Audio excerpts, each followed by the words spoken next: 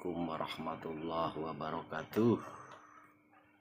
Eh, Berjumpa kembali dengan saya ya, Teguh. Bicara tentang atau diskusi atau membahas pembahasan kali ini itu tentang budaya kejawen atau filsafat Jawa ya. Filsafat Jawa itu filosofi yang diambil dari budaya kejawen. Ya, itu filsafat Jawa. Nah, untuk kali ini kita akan membahas sesuai dengan fenomena yang ada sekarang ini ya, yang termasuk pitutur luhur Jawa yang sangat mendalam maknanya, yang relevan juga untuk apa ya namanya, bukan mengkritisi ya, mengevaluasi diri pada fenomena sosial, fenomena politik dan kepemimpinan yang terjadi saat ini ya, termasuk tentang siapapun itu, entah itu manusia sebagai rakyat atau masyarakat, terus kemudian sebagai para pimpinan, para pejabat, baik pejabat yang ada di tingkat desa ataupun tingkat kabupaten, provinsi, bahkan atau mungkin negara sekalipun. Ketika orang Jawa, mereka itu orang berasal dari orang Jawa, pasti memahami betul pitutur atau serat-serat yang berasal dari kejawen atau budaya Jawa yang biasa menggunakan itu. Nah, untuk pembahasan kali ini ya, kita itu akan mengangkat salah satu serat yang sangat relevan untuk dibahas sekarang-sekarang ini ya, yaitu ngunduh waing pakarti. Secara makna harfiah itu ngunduh itu adalah memetik atau menuai, woh itu adalah buah atau hasil, pakarti itu perilaku ya, atau hasil dari tindakan yang selama ini kita lakukan. Ya, artinya juga bisa diartikan sebagai menuai buah dari perbuatan atau tindakan dan perilaku diri kita kepada orang lain, kepada alam semesta, atau mungkin bahkan pada Tuhan ya. Kan ada hablum minallah, hablum minan nas, hablum minal alamin. Yaitu secara Islam itu kan hubungan itu ada 3 macam. Nah, kita akan bahas lebih mendalam tentang makna filsafat atau secara filosofi dan sosial. Nah, unduh waing pakarti artinya apa ya, yang mengajarkan segala sesuatu yang kita tanam melalui perilaku ya, kemudian ucapan dan keputusan pada akhirnya akan berbuah ya, dan kita sendiri yang akan memetik atau menerima akibat dari sebuah perilaku tersebut ya, atau sebuah keputusan tersebut atau sebuah ucapan tersebut ya. Maka ketika janji atau mengucapkan sesuatu terus kemudian tidak ditepati atau ingkar janjinya, ya akhirnya berbahaya ini. Nanti juga kita akan dibohongi balik sama orang lain. Nah, itu ya. Artinya untuk semuanya ya, pertama itu untuk para pemimpin, baik pemimpin di pemerintahan negara kita Indonesia, terus kemudian di tingkat provinsi, kabupaten ataupun desa ataupun bahkan RT sekalipun ya, mestinya akan menuai kebaikan ketika sudah menanam sebuah kebaikan terhadap masyarakatnya, memberikan kepercayaan terhadap masyarakatnya, dan mendapatkan keberkahan ya. Ini laptopnya baterainya mau habis. Oke, break dulu ini sebentar, karena ini online dua-duanya nih, di TikTok dan di Facebook. Kemudian ketika pemimpin yang culas ya akan menuai fitnah dan kegagalan program, kegagalan perencanaan ketika akan memerintah karena culas, karena memang perencanaannya itu memang untuk apa ya namanya, hanya untuk menguntungkan dirinya sendiri ya, dan tidak untuk kemaslahatan masyarakat itu, tidak untuk mensejahterakan masyarakatnya, tidak untuk orang lain itu. Mestinya kan seorang pemimpin itu kan lebih mengutamakan masyarakatnya, terutama ya, namanya pemimpin dipilih oleh rakyat, kemudian waktu mau menjadi pemimpin minta-minta, ngemis-ngemis, ternyata ketika sudah jadi pemimpin malah lupa ini. Nah, ini akan berbalik nanti ke dalam program fitnahan, nanti juga akan berbalik ke diri orang tersebut. Bahkan mungkin kutukan dari rakyat. Nah, makanya dalam Islam itu kan katanya gini, doa orang yang tertindas atau orang miskin itu mustajab katanya. Itu kata ustadznya seperti itu. Itu bahayanya. Nah, nguduh waing pakarti ketika kita tendensikan terhadap kritik sosial dan politik untuk relevansi di zaman yang modern ini. Nah, ini konteks kampanye dulu nih ya. Oke, ini sapa-sapa dulu nih Dian Bakri, selamat menyapa ya, nyapa. Oke. Sorry ya kalau tak lewatin karena saya fokus untuk membahas ini ya. Nah, pada konteks kampanye, pemimpin yang berjanji, contohnya membangun jalan lah, akan memperbaiki tingkat pendidikan atau tingkat kualitas sekolahnya lah, akan membuka lapangan kerja lah, akan mensejahterakan rakyat dengan cara A, B, dan C sampai Z mungkin. Terus kemudian tidak akan melakukan korupsi, tidak akan melakukan penggelapan. Ya, itu janjinya kan seperti itu. Kemudian akan memberikan bantuan kepada para petani, pedagang dengan memberikan modal lah. Terus kemudian dengan memberikan fasilitas kepada ustadz-ustadz lah. Ternyata ketika itu tidak terrealisasi atau bahkan satu lagi akan memberikan sekarang itu di pemerintah itu kan banyak sertifikat rumah gratis itu ya di tingkat itu Pak programnya Pak Jokowi pada waktu itu ya. Dari Pak Jokowinya udah turusin melalui program, melalui kementerian dan lain sebagainya, ternyata ada beberapa desa yang belum terrealisasi tentang program itu. Nah, ini akan berbahaya, akan berbalik ke kita. Ini kan hanya konteks kampanye saja, sebelum jadi atau ketika menginginkan dipilih, akhirnya apa? Akan menuai caci maki dari rakyat. Ini sanksinya. Akan tetapi bukan hanya itu, karena kata agama ya, seorang pemimpin itu nanti akan dihisapnya itu duluan, dihisapnya itu duluan ya. Jadi hati-hati. Mudah-mudahan para pemimpin kita itu nanti ihdinas siratal mustaqim, dapat jalannya itu lurus-lurus saja ya, nggak bengkok-bengkok. Tapi kadang-kadang manusia itu, bukan kadang-kadang, mayoritas manusia itu senang yang bengkok-bengkok jalannya. Gitu ya. Itu dalam konteks kampanye. Nah, pada konteks kinerja ketika mereka itu sudah menjabat, entah itu jabatan di jabatan perangkatnya lah, atau perangkat kementerian, perangkat di anggota dewan, kemudian di bupati, jadi perangkat stakeholder ini tentang program ini, apalagi kalau tingkat desa itu ada pamong dan lain sebagainya, itu jangan jadi seorang pemimpin ya kalau di pewayangan itu dewa ya. Kalau perangkat desa itu ya dewa, kalau anggota dewan juga bisa dikatakan dewa itu kalau di pewayangan. Ya, jangan hanya duduk manis saja di kantor mentang-mentang udah jadi gitu. Mestinya kan menjalankan apapun yang bisa dijalankan.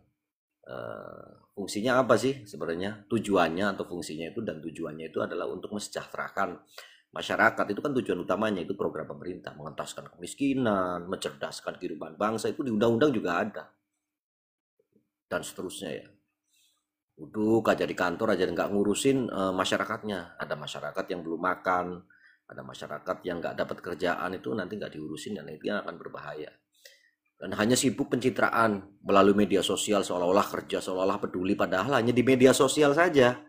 Hanya menunjukkan, oh ini saya peduli, oh ini jalannya nanti akan dibangun, oh ini sampah akan diambilin, oh ini nanti got akan diangkat nih, mau didalemin gitu. Ya itu memang udah tugasnya, nggak perlu sosialisasi. Mestinya ya pemerintah itu membuat program perencanaan itu melalui Musdes dan dipasang tuh bannernya gede mungkin tuh, program tahun ini untuk masalah pembuangan air ya, atau mungkin got, pembuatan got atau untuk saluran air sawah lah, itu udah masuk dalam program itu, dibuatlah yang besar, pimpinan proyeknya siapa yang jelas ya. Nah, baru kita lihat nih ke depan. Jangan hanya untuk, wah ini seolah-olah nanti mau dibangun, nanti mau dibersihkan, mau didalemin dan lain sebagainya. Itu bukan ranahnya pemerintah atau itu bukan ranahnya ini ya yang menjabat. Tapi yang menjabat itu membuat suatu program dan program itu disosialisasikan kepada masyarakat ya. Kemudian dipasang tuh banner segede segede gitu kan. Paling banner segede gitu, mamanya 6 meter itu kemarin saya buat 6 meter untuk kampanye tentang program eh, Bambita itu juga paling 200-300 ribuan ya kan murah itu gede di satu aja atau dua. Ada orang yang malas ke balai desa atau ke kantor bupati itu gede aja tuh di tiap pertigaan. Kalau tingkat desa paling butuh dua atau tiga kan, biar masyarakat tahu blok tengah, blok pinggir kanan, pinggir kiri ya. Itu jadi ntar ada tiga, masyarakat pada ngeliat semua tuh. Nah baru nanti cross check bagaimana kinerjanya, itu kan laporannya di masyarakat, bukan hanya seperti anak-anak Gen Z yang cuman janji-janji saja gitu ya. Pemimpin kita itu jangan hanya seperti itu ya.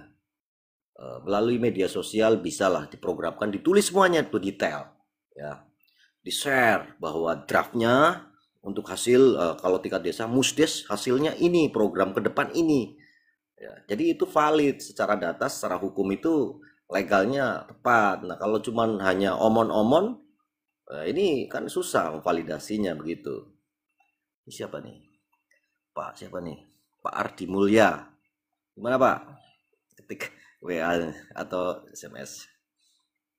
Nah, itu ya, jadi jangan hanya omon-omon, tapi kalau sudah menjabat nanti harapannya yang siapapun itu, entah itu di kementerian, entah itu di kabupaten, entah itu anggota dewan, jangan hanya omon-omon, hanya melaporkan. Yang melaporkan itu, yang membuat video itu masyarakat. Kenapa?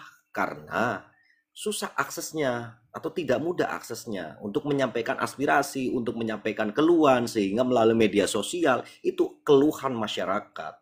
Nah, pemerintah itu biasanya menjawab dengan suatu program, bukan video gitu loh. Jadi programnya dulu nih jelas secara ada tanda tangan yang memimpin di daerah tersebut. Kalau desa ada tanda tangan perangkat desa siapa, kelurahnya siapa atau kepala desanya siapa. Kemudian kalau di tingkat kabupaten bupatinya yang menandatangani bahwa program ini realisasi. Buktinya videonya. Nah, ini contohnya. Ini kita punya ini apa program.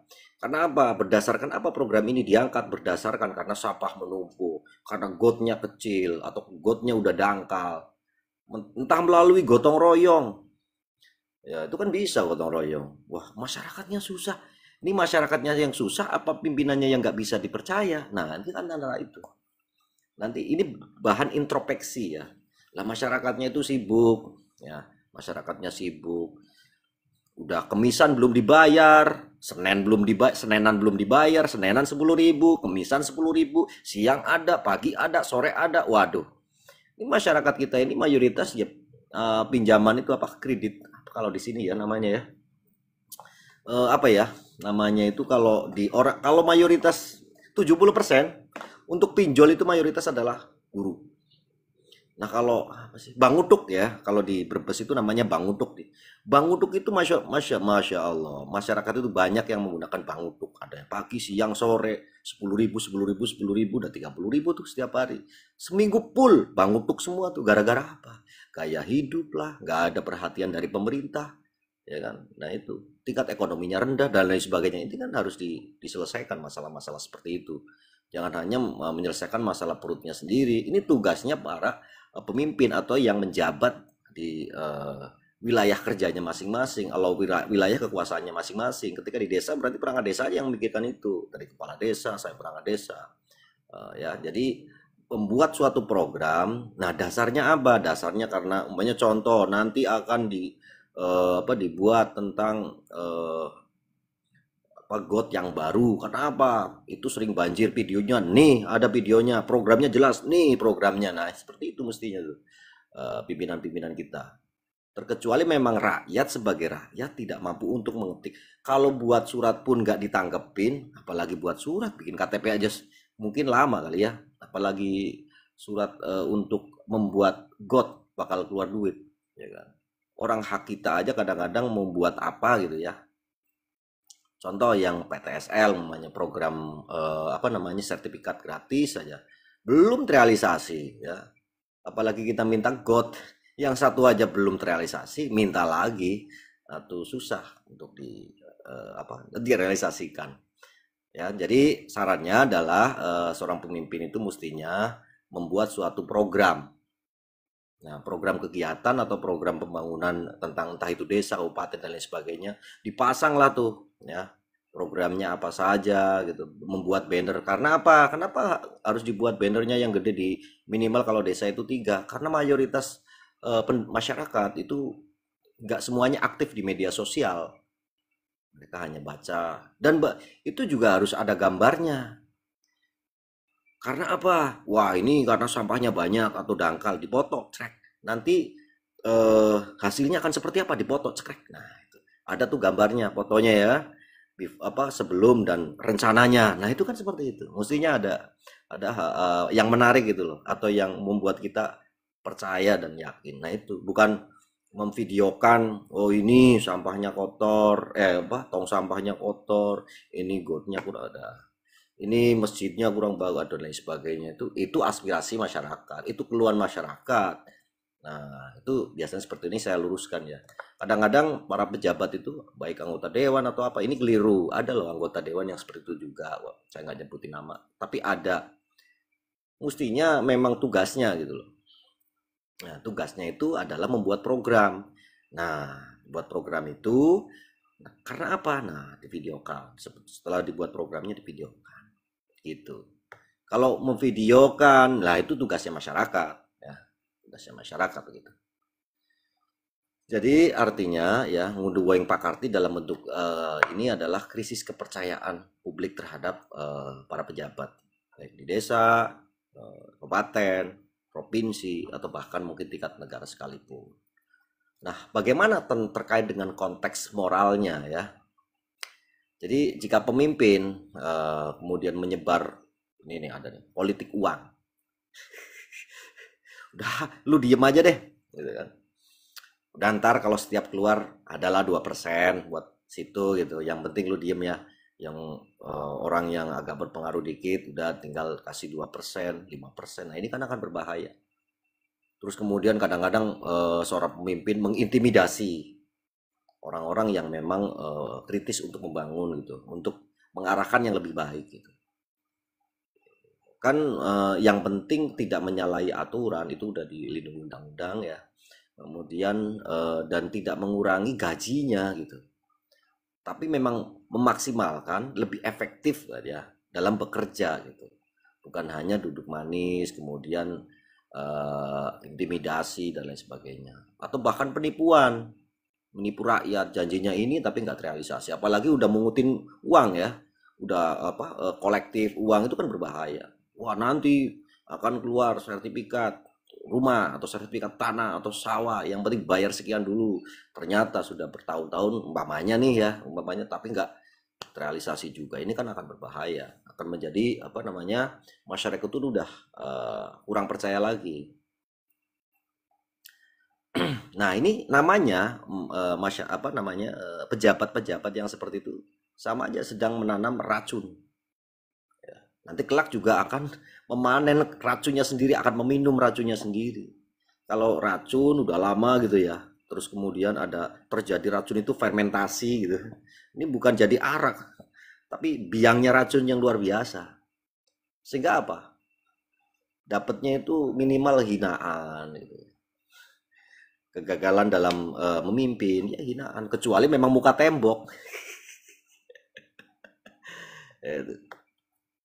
Nah, ini Buduh Wing Pakarti ya, itu juga nanti ada kaitannya dengan filsafat Jawa nih, tentang perilaku.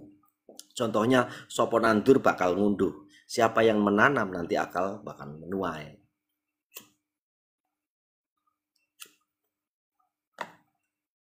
Rokok dulu kawan, Lucky Strike. Nah, itu ya, ya makanya kita yang selagi masih diberikan kesehatan, ya, berikan kemampuan untuk berpikir dan lain sebagainya lah, mampu segala-galanya mungkin ya. Walaupun materi itu nggak ada, duitnya mah nggak ada, tapi sedikit apa punya kemampuan Anda itu apa? Ya, contohnya gini, apa namanya?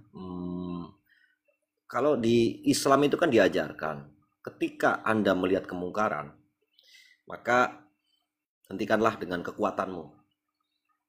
Ketika tidak mampu dengan kekuatanmu atau jabatanmu ya, atau pasukanmu, maka hentikanlah dengan tanganmu.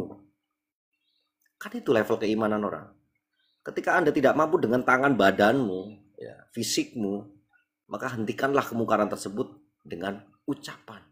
Ucapan itu bisa melalui di media sosial itu ya, kayak platform di TikTok, YouTube, Facebook dan lain sebagainya, Instagram, ya. Nah, itu bisa melalui ucapan itu namanya.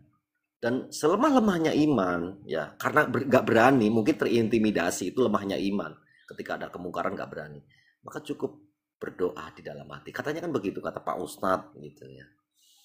Nah, ini dijelaskan juga secara ketika dikaitkan dengan filsafat Yunani. Ini Socrates yang bilang katanya gitu ya. Ini udah banyak nih orang-orang di desa juga banyak kok yang kuliah ya. Itu mesti paham lah.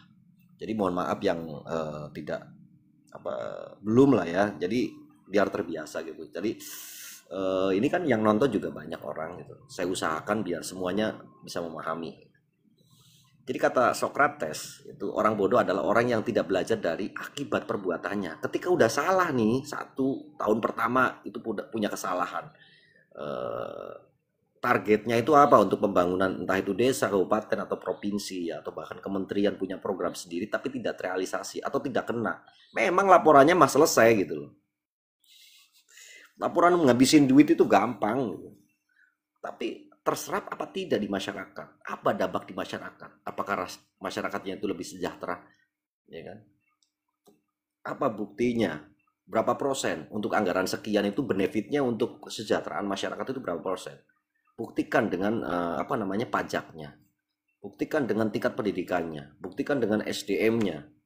Masyarakat tersebut itu seperti apa? Nah, itu bisa diukur ya. Parameter ukurnya kan gampang. Bisa lah dicari parameter ukurnya. Banyak kok orang-orang yang sudah asesor ya. Itu bisa diajak atau mungkin yang di kampus itu bisa diajak diskusi untuk menyelesaikan masalah yang seperti itu. Nah, kemudian ketika dikaitkan dengan filsafat ajaran Islam ya. Mayashhud khairon falahu wa mayashhud syarron fa'alaihi. Katanya, barang siapa menanam kebaikan akan mendapatkan kebaikan pula ya. Kemudian barang siapa yang menanam kejahatan, ia akan mendapat akibatnya pula tuh. Yaitu mungkin suatu kejahatan. Wallahu a'lam bishawab.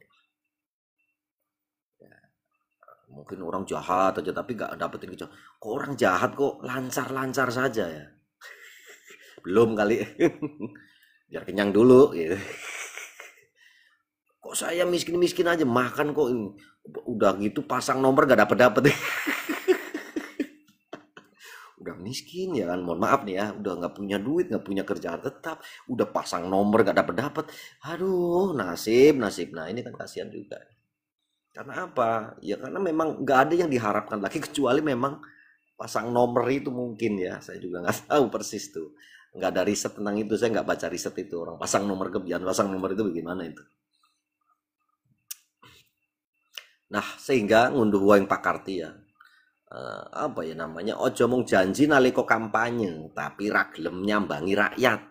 Nggak mau untuk apa namanya nyambangi itu namanya apa? Main-main atau belusukan ke rumah-rumah warga. Ini belum ada anu ya WC-nya ya.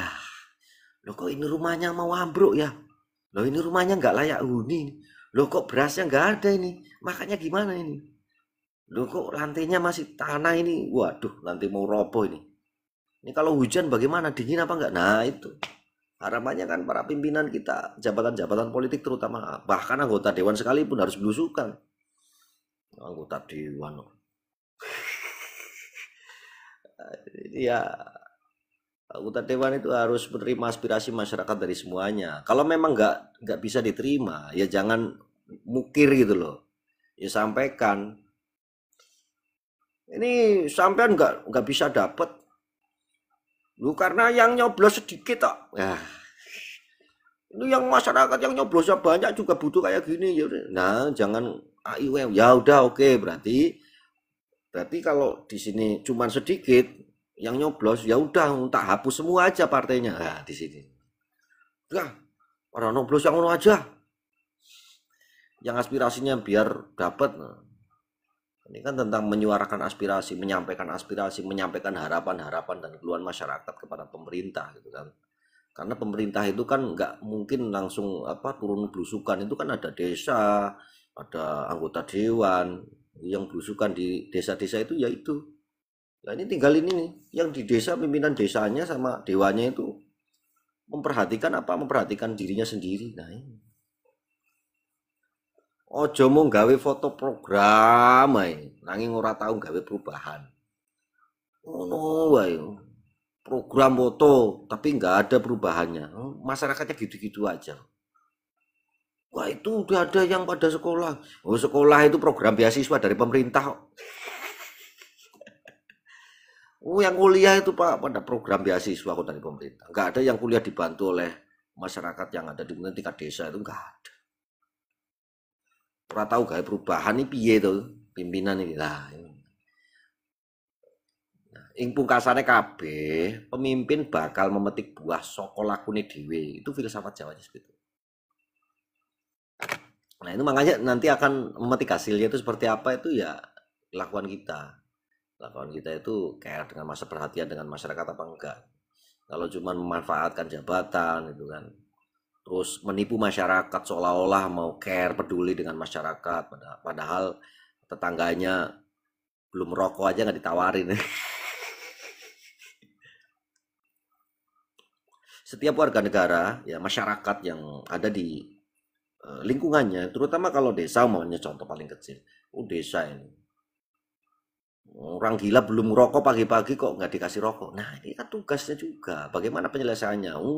Menyelesaikan orang yang katanya gila atau orang malas kata saya mah bukan gila sih malas ya. Orang malas saja nggak bisa diselesaikan, apalagi yang menyelesaikan hal-hal yang ruwet gitu. Yang simpel-simpel aja nggak selesai-selesai. Bagaimana metodenya? Dicari akar permasalahannya. Why? Why mengapa? Why. 5 kali tuh why. Mengapa. Baru nanti pakai 4M 1E. Bagaimana? Main orangnya diklarifikasi tuh. Terus alatnya, toolnya, mesinnya, namanya sistem. Sistemnya itu bagaimana? Metode, cara-caranya bagaimana? Atau mungkin faktor lingkungan. Atau emang budaya. Lingkungan itu kalau dalam, lingkungan itu di mesin. Kalau di kita namanya budaya. Kalau di masyarakat namanya budaya. 4M 1E itu Kaizen system ketika di teknik industri itu diterapkan di industri itu seperti itu. Itu kalau orang pernah belajar Kaizen system paham betul tuh untuk menyelesaikan masalah yang ada di pabrik. Makanya pabrik itu kan rigid banget itu. Kayak kaku banget padahal mah ya itu tadi. Orang yang nggak paham tentang sistem seolah-olah kaku harus berangkat ini tank masuk jam 7 kerja sebentar istirahat nggak bisa kentut nggak bisa apa. Halo Pak, gimana kabarnya? Ekal don't cry. Baik, apakah masih di SMK? Masih di SMK. Dan masih, halo Pak Teguh, halo. Ya, sama-sama dulu nih. Masih di SMK dan di kampus. Dan saya bikin LPK ya. Ini saya Pak Teguh itu bikin LPK insya Allah di pertengahan bulan ini ya. Ini informasi nih. LPK adanya di, insya Allah adanya di Selatri. Ya, ada LPK untuk Jepang ya. Untuk Jepang. Programnya 3 bulan. Biayanya 7 juta. Nanti pakai dana talangan. Kebetulan ada bos besar, jenderal, yang ngasih dana talangan. Kalau pakai apa sertifikat kan nggak bisa. Sertifikat rumah kadang-kadang sertifikat rumahnya udah nggak ada atau mungkin belum dibikin karena pemerintahnya belum bikinin sertifikat rumah kan nggak ada program apa namanya Pronas atau PTSL-nya tuh nggak terrealisasi. Sertifikatnya belum jadi ribet. Akhirnya pakai dana talangan nanti ya kalau bagi yang mau ke Jepang itu melalui program dari Pak Teguh nanti LPK-nya. Untuk kompetensi juga ada pengelasan, pengecatan. Yang kalau pertanian nggak usah belajar kompetensi. Nah ini yang gajinya gede kan pengelasan. Ya. Nanti kapasitas pengelasan itu cuma 12 tapi ya mesinnya sedikit. Sedikit aja udah ratusan juta itu. Sedikit aja udah ratusan juta apalagi banyak gitu kan untuk pengelasan belum yang lain-lain untuk bahasa Jepang. Yaitu tentang ngunduh waing pakarti. Ini sebenarnya masih banyak lagi yang bisa didiskusikan ya. Sebenarnya masih banyak lagi yang bisa didiskusikan. Ini saya berikan gambaran contoh aja ya. Nanti bahwa serat-serat Jawa itu masih relevan kok ketika dipakai atau ditendensikan untuk kehidupan yang sekarang ini, zaman sekarang ini. Yang pertama contoh lagi nih, yang selain dari ngunduh waing pakarti itu urip iku urup. Hidup itu menyala atau menerangi. Hidup artinya ya hidup yang baik adalah hidup yang bermanfaat bagi sesamanya. Khairun nas anfa'uhum linnas. Katanya kan begitu kalau orang Islam mah ya. Jangan hanya jadi beban aja mengharapkan orang lain aja. Itu hidup itu jangan seperti itu ya. Ini apa namanya? Saran untuk masyarakat ya. Jadi mestinya itu jadilah cahaya. Tapi jangan jadi lilin ya, kasihan kalau guru itu jadi lilin. Dia itu rela untuk membakar dirinya untuk menerangi lingkungannya. Itu guru. Itu filosofi guru itu seperti itu salah satunya ya. Jadi dia itu berani menderita, itu guru. Tapi guru zaman dulu. Guru zaman sekarang itu riwehnya dengan pinjol. Rumahnya kredit. Wow, udah P3K, wow langsung. P3K langsung apa namanya ambil mobil. Udah sertifikasi ngambil kredit rumah. Udah sertifikasi ngambil kredit rumah. Kalau udah P3K udah ngambil mobil. Itu ciri-cirinya seperti itu. Kalau udah guru yang udah senior itu masih pakai motor butut aja. Beda dengan pengusaha itu ya. Pengusaha atau pembisnis itu memang traffic atau langkahnya kan jauh gitu. Dan cepat itu mesti menggunakan kendaraan yang super fast atau sangat cepat, sangat nyaman, harus pakai mobil gitu, motor yang cepat ya. Itu begitu ya. Terus kemudian ada lagi nih serat-serat lain ya. Sopo nandur bakal ngunduh itu ya sama. Artinya ngunduh waing pakarti. Sepi ing pamrih, rame ing gawe itu kan juga ada tuh. Jadi orang kerja itu nggak perlu berharap imbalan, tapi rajin bekerja aja. Ya rajin aja. Contohnya gini, ketika kita udah punya suatu kerjaan yang kontinu, ya. Contoh kita sebagai apa ya petani gitu. Tapi bagaimana ketika kita menjadi, mohon maaf ya, yang pekerjaannya di dunia pertanian, tapi benar-benar ikhlas gitu loh. Jadi nggak hitung-hitungan gitu. Mungkin surplus hasilnya. Gitu. Wah waktunya ini kok apa ya namanya waktunya masih panjang, udah sekalian aja tak rapihin gitu. Atau mungkin dia itu melebihi dari target atau melebihi dari standar. Kalau guru itu ya umumnya kalau guru itu standarnya nggak hanya ngajar pulang, tapi kalau yang ini beda. Bagaimana sih ide apa lagi yang bisa ditanam atau yang bisa dicoba atau diterapkan di dunia pendidikan itu seperti itu. Jadi nggak mengharapkan bayaran atau pamrih ya.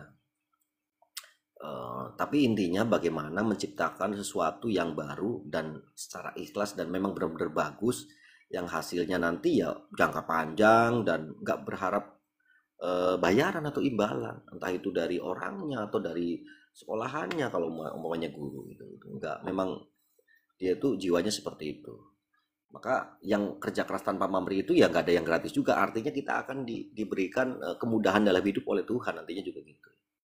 Nah ini ciri-ciri sifat luhur seorang pemimpin itu mestinya seperti itu. Tak berharap imbalan tapi rajin bekerja. Sepi ing pamrih rame ing gawe. Kemudian ada lagi nih ajining diri ono ing lati. Harga diri seorang itu ada pada ucapannya. Maka perkataan adalah cermin dari nilai dan integritas diri. Maka setiap perkataan itu maka disesuaikan dengan faktanya dan disesuaikan dengan kebiasaannya gitu. Jadi orang itu track recordnya, wah dulunya dia suka makannya jeruk. Loh kok sekarang suka makannya apel ya? Aneh ini. Nah, giliran dia tinggalnya di sono suka makannya apel. Ya kan begitu ya. Dulu mah nggak pernah kayak gitu deh. Lo kok sekarang kayak gitu aneh deh. Wah ini pencitraan nih kayaknya nih. Atau mau penipuan nih. Nah kan bisa aja seperti itu. Itu ya perkataan adalah cermin. Nah itu. Dan integritas diri. Kemudian ngeluruk tanpa bolo, menang tanpa ngasorake. Berjuang tanpa pasukan. Menang tanpa merendahkan. Nah, ini sulit nih. Nah ini seorang pemimpinan yang bijak. Tak butuh kekuatan fisik. Tapi akhlak dan strategi. Ini saya suka sekali nih, ngeluruk tanpa bolon, berjuang tanpa pasukan, sendiri aja pakai akal aja. Ya memang harus punya pengalaman. Itu juga pengalamannya kan harus banyak. Nah, pengalaman itu didapat dari suatu kegagalan, ya. Jadi orang, oh kok bisa seperti itu? Ya dia bergagal berkali-kali. Dan orang yang sering ngomong yang apa nuturi ning kancane nih, kancane tuturi, nek njaluk pituturi karo kae wae. Lah kuwi tandane nek wong kuwi anu wis ngalami paeteng urip. Yo ora pisan pindho, yo ketok akeh ngono. Kok saya jadi bahasa Jawa ya gara-gara anu baca-baca serat Jawa ini. Yang luruk tanpa bolo. Jadi nggak pakai pasukan, tapi pakai strategi dan pengalaman. Dan bagaimana caranya memenangkan sesuatu tanpa merendahkan orang lain. Apalagi sudah mengucapkan nama. Kalau nama itu nggak boleh, kalau orang itu nggak boleh direndahkan. Tapi jabatan itu ya perlu kita kritisi untuk menjadi yang lebih baik. Karena lo kok mencong, kudune kok lurus, lo kok mencong secara undang-undang ini kok ngono lho. Nah, ini boleh ya. Yang penting apa? Jangan sampai merugikan negara. Jangan sampai merendahkan negara. Nah, ini. Kalau orangnya ya harus kita pantau. Kan dilindungi undang-undang. Masyarakat itu berhak untuk mengetahui apa yang pengelolaan di desa, entah itu di tingkat kabupaten ataupun provinsi, masyarakat itu berhak untuk mengetahui, ya. Dan mestinya berbalik. Mereka yang punya jabatan itu berkewajiban, ya, melaporkan atau memberikan apa namanya penjelasan kepada masyarakat tentang pengolahan anggaran. Namanya transparansi manajemen dan akuntabilitas. Jadi memang terdata betul gitu. Kemudian sugih tanpa bondo digdoyo tanpa aji. Kaya tanpa harta, sekti tanpa jimat. Sekti tanpa aji-aji. Tanpa ini. Jadi apa sih kaya tanpa harta? Sugih tanpa bondo. Ternyata bukan sugih tentang materi ya. Artinya apa? Kita itu pengen bahagia itu sebenarnya kebahagiaan sejati itu bukan karena materinya, tapi rasa syukurnya. Ya. Rasa syukurnya kita. Sugih tanpa bondo, digdaya tanpa aji, trimo mawi pasrah sepi, pamrih tepi ajri. Gitu kan? Ya itu kita nggak punya harta tapi punya ilmu. Karena ilmu itu nanti harta itu ya mengikuti ilmunya, minimal kita punya ilmu atau kita punya hati yang lapang atau kita punya pengalaman yang lebih atau kita punya pengalaman spiritual yang lebih.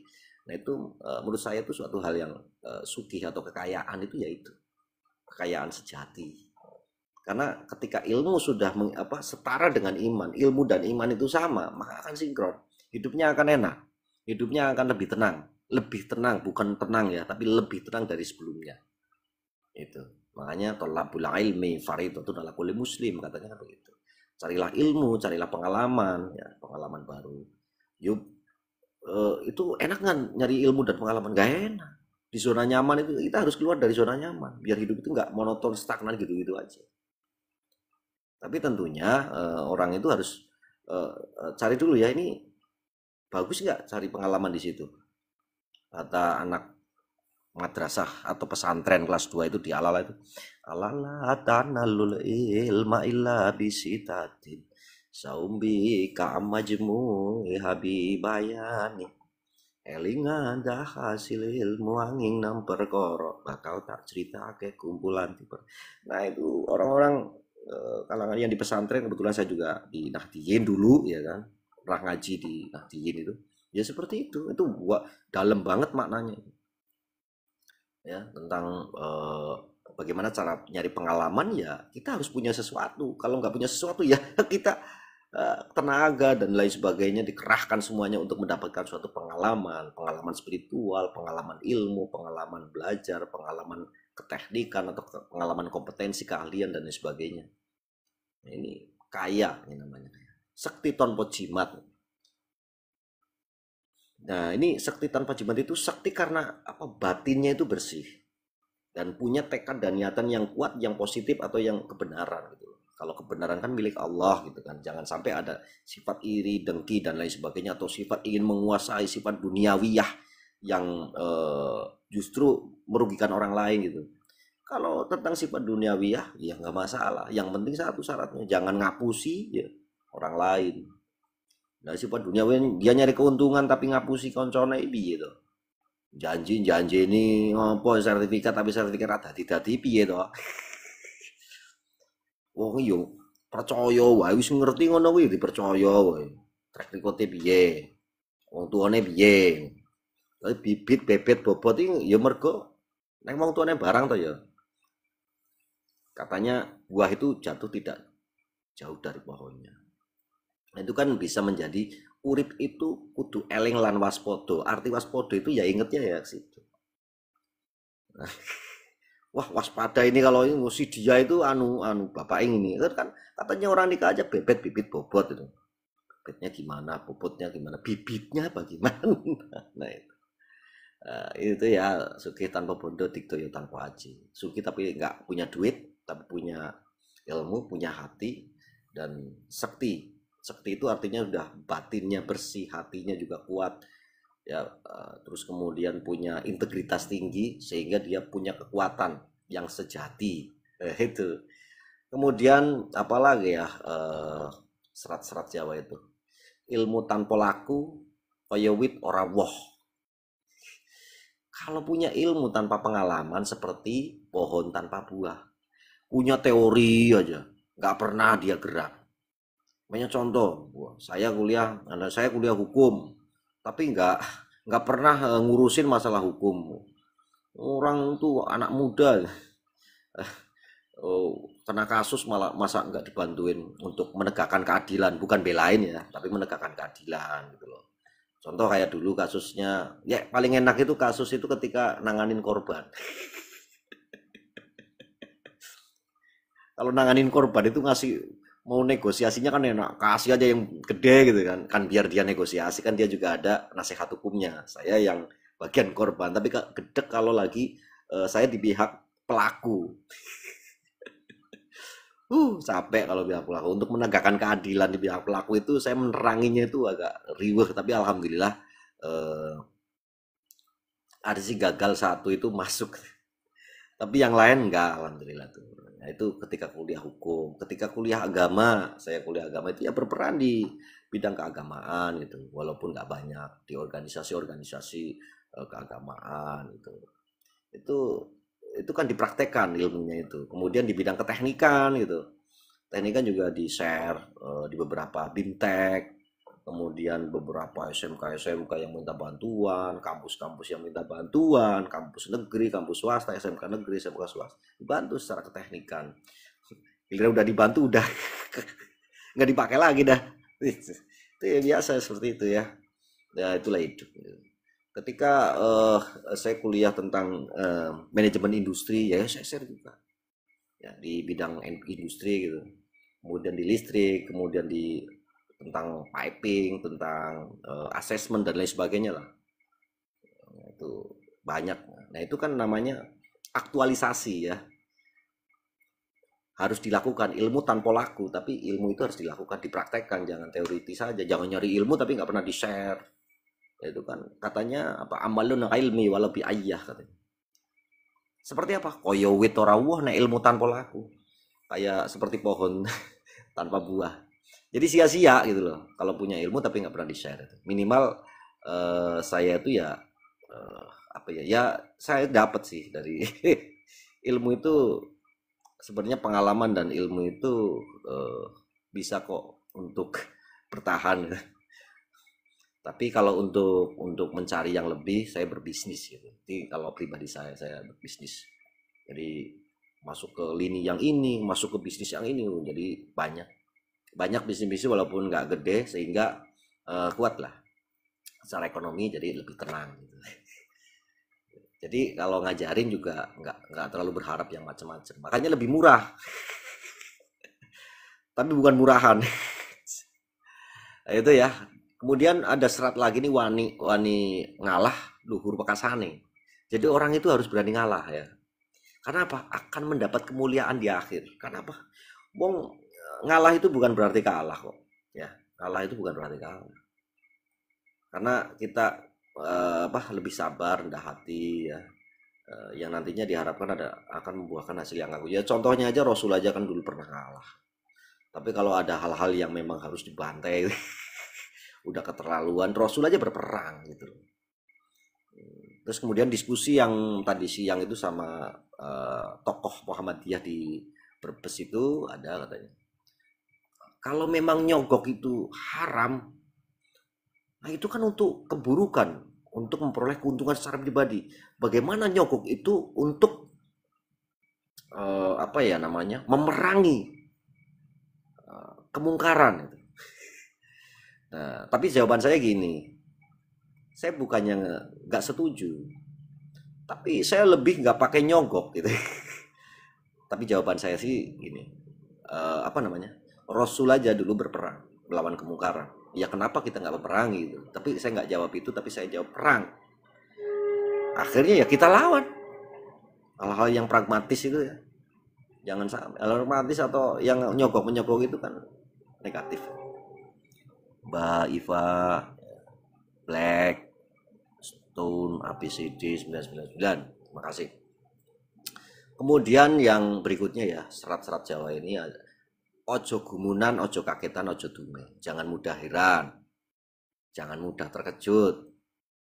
Terus kemudian dumeh, wah dumeh sugih. Jangan merasa paling hebat. Makanya orang itu mestinya kita sebagai diri manusia, pribadi insan, pribadi ya mesti rendah hati, ojo kagetan, harus stabil. Ya. Kalau kagetan, orang-orang kagetan itu kan banyak orang-orang kagetan di rumah sakit, jantungan. Wah, kok iso, aku kok ora iso. Nah ini. Loh, kok ngono? Wah, duitku entek no. Wah, ini kagetan, enggak stabil. Segala sesuatu itu titipan dari Tuhan ya. Dari Sang Hyang Widi, dari Tuhan. Dari Tuhan Allah. Tidak arogan dalam menjalani hidup, ora dumeh, ora sombong. Di atas langit masih ada langit. Wis sugih kaya apa, kowe pintere kaya jeblok-jeblok ya, ana sing luwih pinter neh. Kowe ibaratnya ilmumu apamu sering alam dunia iki ya mungkur sak tetes ora enek. Nek dibandingke karo banyu ning segara iki lho. Makanya apa sombongnya itu? Katanya dunia itu hanya diibaratkan, diasumsikan itu kalau segede telur cicak itu yo awake dhewe iki sepira. Ora ketok blas ya. Nah, itu makanya kita jangan sampai kita itu menjadi orang yang sombong. Apalagi kalau udah sombong itu nanti munafik timbulnya. Kagetan itu harus stabil. Ya, kagetan itu stabil. Harus sadar segala sesuatu itu Tuhan yang ngatur. Ya. Jadi jangan atur Tuhan, jangan kita yang atur, tapi biarkan, jangan atur Tuhan. Ojo gumunan. Ya. Jangan mudah heran loh. Wah, wedan tenan iso yo. Itu ada campur tangan Allah, segala sesuatu itu yang ada di alam dunia itu, kejadian-kejadian apapun itu ada campur tangan Allah. Manusia itu hanya bisa merencanakan, Allah yang menentukan. Ya. Kita itu hanya memilih untuk jalur yang lurus apa jalur yang bengkok itu loh. Kalau untuk memerangi itu ya kita lawan gitu. Memerangi yang bengkok-bengkok itu loh. Kemudian ya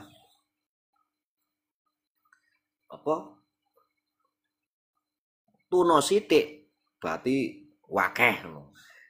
Berarti akeh itu maknanya berarti batin apa? Anak-anak ya akeh. Anak-anak itu berarti banyak. Tuno sithik berarti akeh, berarti anak. Rugi sedikit untung saudara. Anak ini maksudnya bisa berarti saudara atau anak itu kan bisa berarti saudara. Rugi sedikit, jangan hanya melihat untung materi, tapi hubungan sosial dan kekeluargaan lebih berharga. Jadi ya walaupun kita untungnya sedikit, tapi ketika untuk membantu masyarakat yang lain ya itu nggak masalah. Makanya saya post juga di Facebook ya tentang ucapannya Pak Harto, bukan perilaku secara keseluruhan, tapi potongan itu memang saya setuju. Potongan yang kata Pak Harto itu dia membatasi para pemodal besar untuk di sektor pertanian dan peternakan. Jadi pemodal besar itu hanya di sektor industri zaman dulu. Lah sekarang hutan aja sudah dibagi-bagi sama atau mungkin dua kuasai sama investor besar. Peternakan yang lobster itu yang dulu di Kementerian Laut itu Mbak apa Bu Susi. Nah, itu juga yang merangin itu Bu Susi itu, ya kan? Makanya sekarang UMKM itu harus berani. Nah, ini melalui desa-desa inilah, melalui BUMDes atau UMKM. UMKM-nya yang beneran. UMKM nggak dibikin, piye desa ini. Ngomong desa ini piye, pimpinan desanya piye.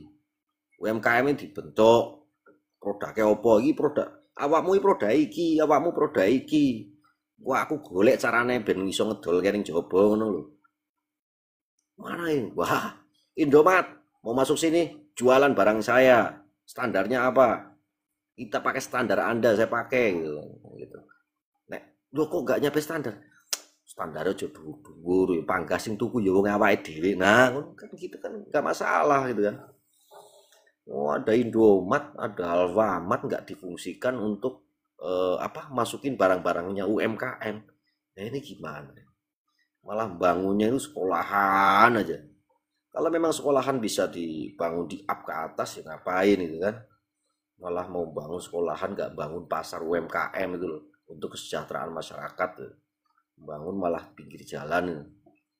Pinggir jalan kalau UMKM yang baru gitu, pengen pengen berani jualan tapi sewa rukonya mahal.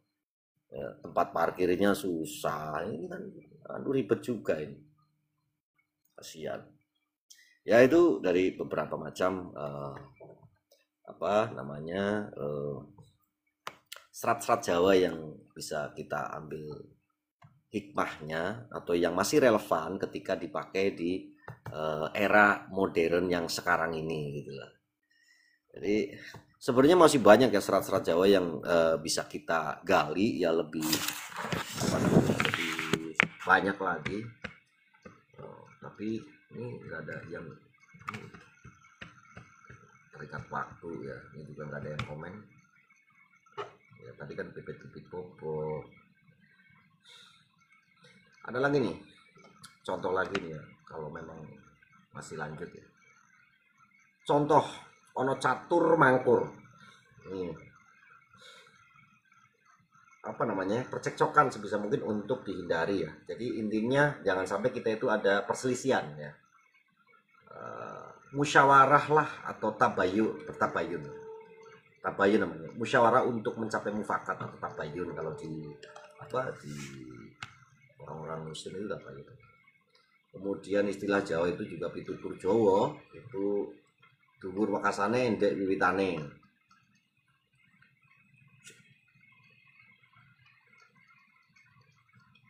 Jadi sebuah konflik atau sebuah kesengsaraan itu menyebabkan kerusakan atau perpecahan. Endek wiwitane, endek atau pendek atau cendek wiwitane. Dhuwur wekasane omongane tok.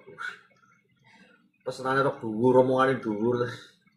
Awalnya maka menyebabkan kerusakan atau perpecahan. Makanya jangan banyak janji gitu. Santai aja, apa go with the flow aja, nggak usah janji-janji A B C D. Wong udah ada programnya kok, semua itu udah terprogram sama pemerintah pusat. Wong kadang itu oligarki aja kadang-kadang ikut program kok. Kadang itu aturan aja ada yang mesen. Wah aturannya begini aja biar saya untung. Wah ada. Nah bagaimana untuk mensiasati untuk menjadi apa bikin perbub atau peraturan dari daerah itu perda itu atau perbub itu kan secara hukum itu kan nggak boleh bertentangan dengan hukum yang di atasnya. Ini kalau ngomong hukum ya. Maka dicari solusinya berdasarkan budaya yang biasa dipakai di sini. Halo, halo, halo. Bener saka kang kuwasa iku ana apa? Ana apa? Orang waro ya. Ya kuwi kang cocok karo benering pangeran lan bener kang ora cocok karo benering pangeran. Ya, kebenaran yang ada terdiri dari dua jenis yaitu kebenaran yang selaras dengan ajaran Tuhan dan kebenaran yang bertentangan dengan ajaran Tuhan. Kebenaran itu ada dua macam. Ketika selaras dengan tuntunan atau Tuhan atau ajaran Tuhan, Dan salah ketika bertentangan dengan nilai-nilai ajaran Tuhan. Yaitu jangan sampai kebenaran tapi bertentangan dengan Tuhan. Ya salah. Ini sok bener gitu. Wah, aku bener kok. Aku bener. Kan ini, kan saya pejabat. Kan saya nggak janjiin ini, nggak janjiin keluar. Kan saya sudah alasan itu programnya pemerintah, tapi duitnya udah habis, jadi sertifikatnya nggak jadi. Aduh, ya itulah manungsa mau ngunduh waing Pak Karti itu tadi. Awas, hati-hati. Makanya jangan sampai ya manusia itu ojo dadi wong sing rumangsa bisa lan rumangsa pinter. Nanging dadi wong sing bisa rumangsa. Wong sing bisa lan pinter rumangsa itu. Rumangsane aku iki sapa-sapa. Ya masa wong arep tak kaploki ngono. Masa wong arep tak kon ini aku ya pejabat ya udah. Aku ngakon mau dibayar. Oh nyambet gawe masa ora dibayar ya dibayar no. Ngono kuwi.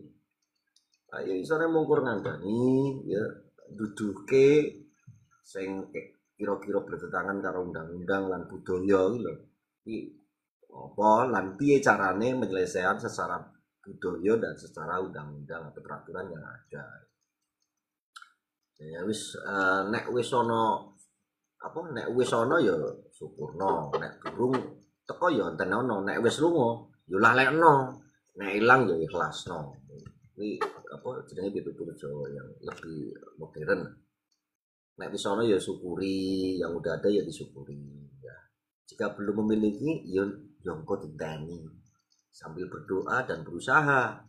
Jika sudah pergi, ketika saya sudah punya ini jabatan, terus jabatannya hilang, ya sudah lupakan saja. Ketika kita sudah punya motor, terus motornya itu kejual karena orang tuanya sakit umpamanya. Ya kalau untuk buat apa untuk orang tua, gitu. Untuk anak itu juga untuk orang tua ya bakti wong tua, biarin, lupakan. Ya jika hilang ya ikhlaskan juga. Ujuk-ujuk kok hilang, kayak aku biar berusaha ngono, meh dadi wong sugih tenanan iki biyen. Ya ujuk-ujuk kok ya hilang iki. Kok sertifikatnya hilang. Terus apa jenenge MOU ne lho kok rubah kabeh iki dipalsuke kabeh jebule. Wah kapusan iki ilang ya diikhlasno. Wong iki urip kok sing penting ya mangga sehat ya. Yang penting itu orang sehat. Karena apa? Ya sing sabar. Wong sabar ki rezekine jembar, ngalah urip luwih berkah. Kalau orang sabar ya rezekinya jembar. Biar nambah panjang. Nah ini nambah lagi. Yang mengalah menjadi hidup lebih berkah, lebih barokah. Ngalah ini nggak masalah, nggak jadi apa-apa, ya ora apa-apa. Memang kersa nek Gusti Allah ya ora dadi apa-apa. Nek dadi apa-apa terus ora anu apa? Oh, kelakuane ora bener malah nyalahi aturan agama lan aturan budaya ya piye? Leluhur-leluhure do nesu piye? Gusti Allah nesu piye? Kusuken rokok ya mudare. Ya kan gitu ya. Jadi ngalah lah, biarin lah kalau memang itu orang udah arogansi dan tidak bisa dipertahankan ya karena memang sesuatu hal secara hukum dan ketika dilawan itu menyalahi aturan gitu saya. Jadi kan saya mendingan memberikan edukasi, memberikan informasi, memberikan apa ya bahan-bahan pemikiran bersama. Jadi memang kalau udah nggak mampu ya udah ngalah aja. Tapi satu public policy ya, hukum yang tertinggi itu adalah rakyat atau pimpinan yang tertinggi itu adalah rakyat. Karena ini negara-negara Indonesia itu yang berkedaulatan itu rakyat. Jadi pemimpin itu rakyat. DPR itu dewan perwakilan rakyat. Ya pemimpinnya ya rakyat. Ya. Kalau rakyat udah rame-rame, sing kidul sing ngelor gabung dadi siji, sing kulon sing wetan gabung dadi siji ning tengah yo. Arep ngopo kowe? Melet-melet. Kan dulu Gus Dur itu kan waktu mau turun lengserkan itu kan juga gitu. Gus Dur itu ngalah. Kalau Gus Dur nggak mau turun itu dulu, pasukannya Gus Dur itu banyak bakal datang, itu akan berdarah-darah itu.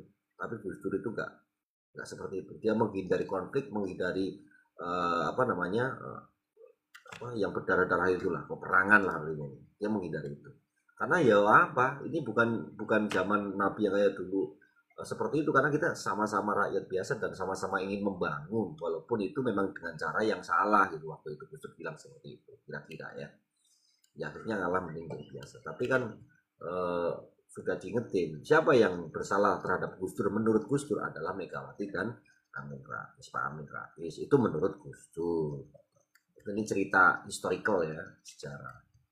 Nah, kemudian sepiing pamrih rame ing gawe banter tan apa mancangi dhuwur tan ngungkuli, bekerja keras tanpa memandang pamrih, cepat tanpa harus mendahului, tinggi tanpa harus melebihi, ya kan?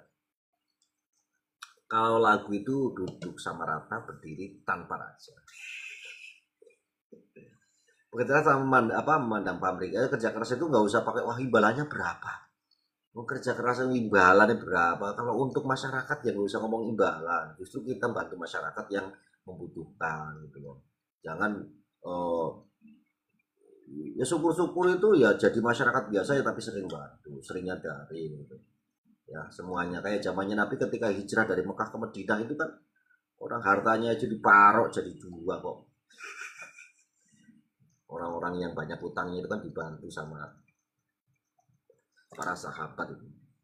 Cepat tanpa harus mendahului, ya cepat tanpa harus mendahului, artinya ya kita nggak panutan sama itu, fokus kita adalah tujuan kita gitu, bukan karena cepat itu bukan karena saya pengen mendahului si A, tapi cepat itu emang karena target kita punya target, kita hidup punya target, punya tujuan yang jelas ya, punya apa ya namanya, tim yang akan dibawa, punya beban atau tanggung jawab yang akan dibawa ke tujuan yang jelas, dan itu progresnya harus dapat, bukan karena saya mau nyalip si A gitu ya, si A itu kalah, enggak seperti itu namanya cepat tanpa harus mendahului, tinggi tanpa harus melebihi, sama juga ya, itu tinggi jabatan, namanya jabatan itu tinggi tanpa, bukan saya pengen nyalip jabatannya si A, tapi memang program ini harus dilanjutkan, kalau tidak nanti nasibnya sebuah organisasi ini akan runtuh visi misinya, sedangkan ini dibangun berdarah-darah itu kan, banyak biaya dan tujuannya juga bagus, efeknya juga bagus ya, impactnya di masyarakat juga bagus. Ketika ini hancur, nanti masyarakat tidak bisa mengambil keuntungan atau keberkahan dari program yang saya harus pimpin langsung, makanya kan seperti itu, makanya sering bypass, menyalahi aturan sih ya kan? Tapi intinya itu apa namanya, bukan melebihi, bukan saya pengen naik jabatan atau apa, enggak, tapi karena suatu tujuan, setelah itu ya sudah gitu kan, dengan statement ya silakan siapa yang mau gitu, yang mau memimpin silakan, selanjutnya siapa gitu kan, seperti itu bukti. Dan banyak saya bukti-bukti yang memang pernah menjabat pimpinan di beberapa instansi dan organisasi, tapi ketika sudah selesai tentang tujuannya ya saya serahkan kembali, monggo, cukuplah 2-3 tahun, ganti lagi, mimpin apa lagi ya, jadi nggak perlu lama-lama, kayak koperasi aja kan 3 tahun udah selesai, netas nitis netes itu, netes netes netes netas nitis netes itu, dari Tuhan kita ada, bersama Tuhan kita hidup, dan bersatu dengan Tuhan kita kembali ya, artinya dulu kita itu diciptakan oleh Tuhan dan kita dihidupkan oleh Tuhan, kemudian dan nanti akan kembali kepada Tuhan, artinya ujung-ujungnya yuk mati, arti arti puntar-punter bolak-balik ya tujuannya. Kalau kita usianya udah kepala 4, hampir 50, udah 60, udah selesai, mau ngapain, mau ngejar apaan, ngejar itu dulu usia 30-40 lah, itu masa-masanya kan, kalau di apa mau copat itu kan ada urutan, kalau udah ini udah sedikit garmo, bentar lagi tuh megatruh pucung gitu. Kalau megatruh udah rohnya diambil, habis itu dipucung udah kembali makam gitu, tanah, dari tanah kembali ke tanah. Nah, itu mungkin kira-kira dari saya, sampai sini saja karena udah 1 jam lebih, mohon maaf jika ada salah. saya akhiri ya. Assalamualaikum warahmatullahi wabarakatuh. Salam waras.